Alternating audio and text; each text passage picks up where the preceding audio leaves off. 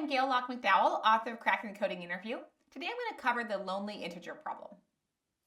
So suppose we have an array of integers, and all the numbers appear twice, except for one number that only appears once. So how do we find that number, the lonely integer? Well, one way is using a hash map.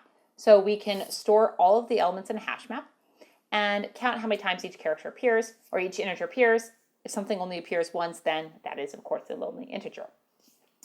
But how can we reduce the space complexity even further? We can't reduce the time complexity because, well, we have to touch every element anyway. So how can we reduce the space complexity? Well, let's think about these numbers in binary.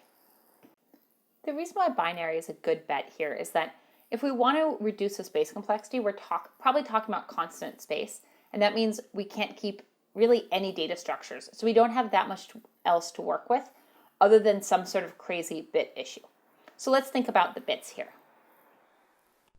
Consider just that last bit there.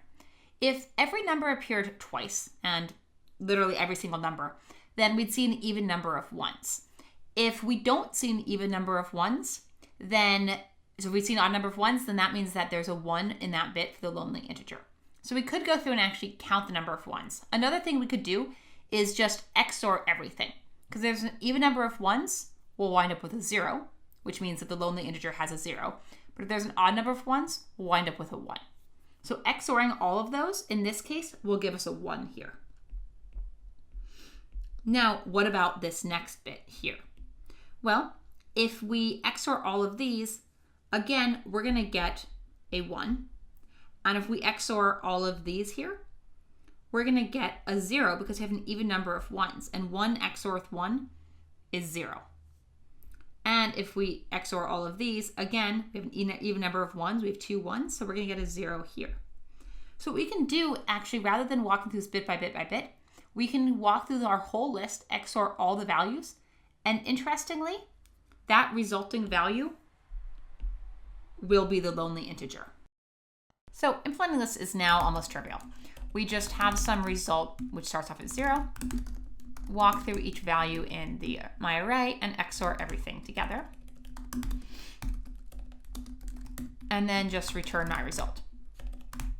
So bit manipulation problems are often one of those problems that do kind of involve aha moments sometimes. So one tip-off is if you're asked to keep the time complexity really, really fast, but still reduce the space complexity even more, especially to like constant time, that's sometimes where you're going to want some sort of bit manipulation approach. The other tip is when you are tackling a bit manipulation problem, try looking at it bit by bit rather than with all the integers at once, and explore what the result of different operations like ANDing and XORing and shifting would give you. So keep those things in mind and practice bit manipulation problems. They aren't necessarily that hard once you get a hang of them, once you get over the intimidation factor. Good luck.